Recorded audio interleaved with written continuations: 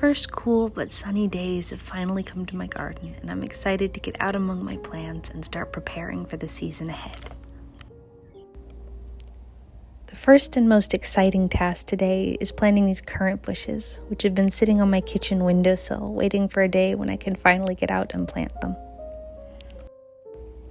Just a few days ago, they were dormant with only these little buds to show where the leaves would grow.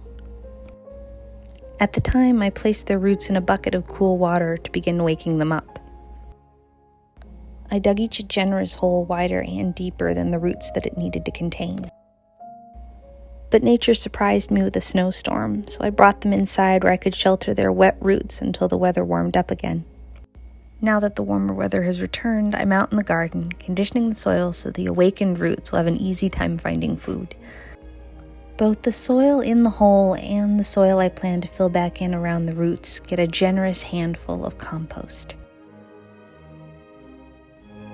Before I place any of the plants, I check their roots for any weeds that might be tangled up in them, that might damage the currant by hogging the nutrients it needs in order to get established.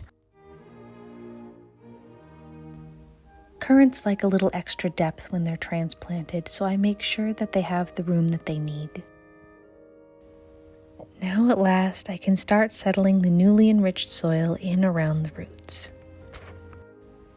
These currants came to me unexpectedly when a friend told me she'd seen a pile of currant and gooseberry bushes left on a city boulevard with a sign inviting people to take whatever they had use for. I took 4 for my own garden and 4 for my mother's garden and left the rest for whoever might need them.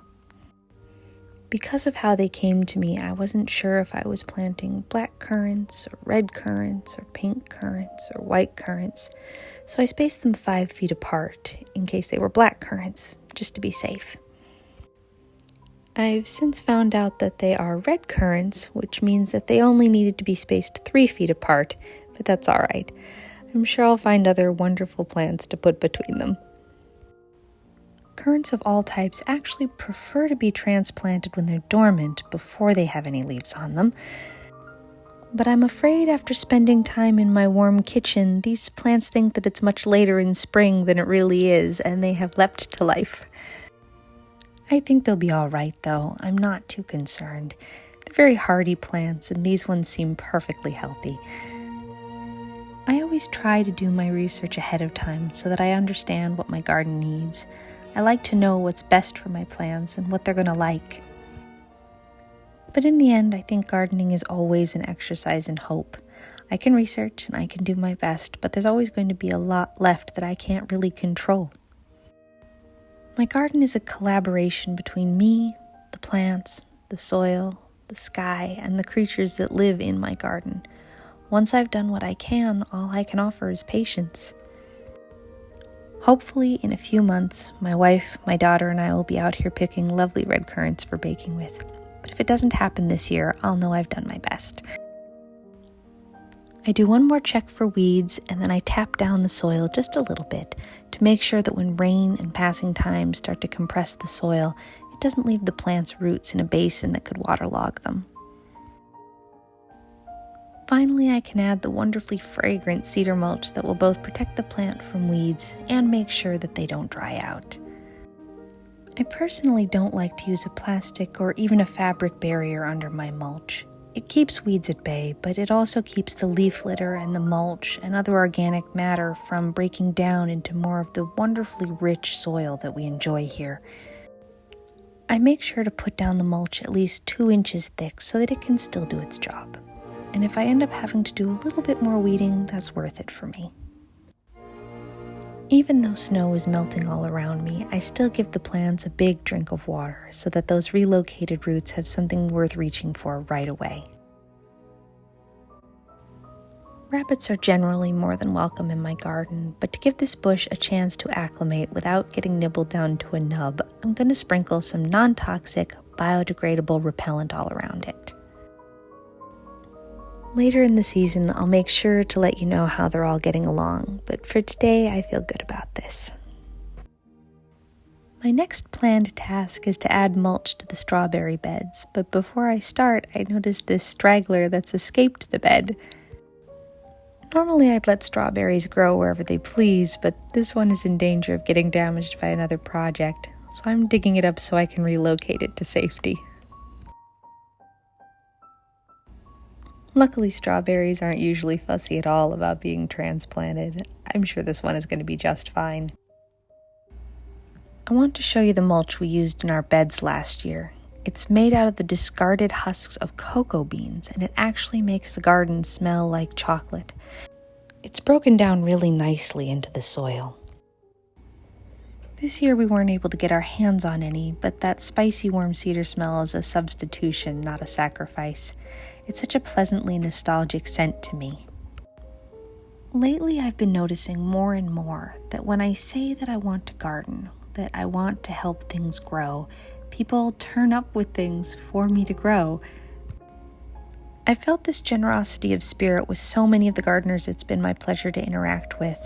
Aside from the many joys the plants themselves bring, it might be my favorite thing about gardening. I want to honor and participate in that giving gardener's spirit and build it into my garden, right down to its layout. That impulse is the reason that most of our strawberries are on the low retaining wall that faces the sidewalk in front of our city home. It's a deliberate invitation to passers-by to pick a few, and it's low enough that even most of our littlest neighbors can help themselves. So far, only the boldest of the neighborhood kids have come up further into the yard to the raspberry patch we've assured them that they're welcome to. Just above them, we've planted a hedge of honeyberry bushes. I think most people have never had a honeyberry, which makes the idea of sharing them with the neighbors especially exciting for me. Flavor-wise, they're sort of like a cross between a blueberry and a raspberry.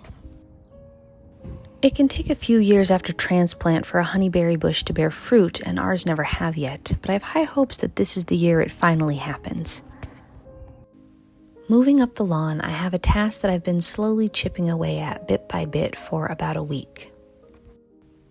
I'm in the process of cutting up our entire front lawn with a gardening knife. I'm pulling up all the grass, clover, and weeds. There's a bag full of native prairie wildflower seeds inside waiting for me to finish. I slide my knife under the roots of our honestly unimpressive lawn so that I can pull up the plants in as large a sheet as possible.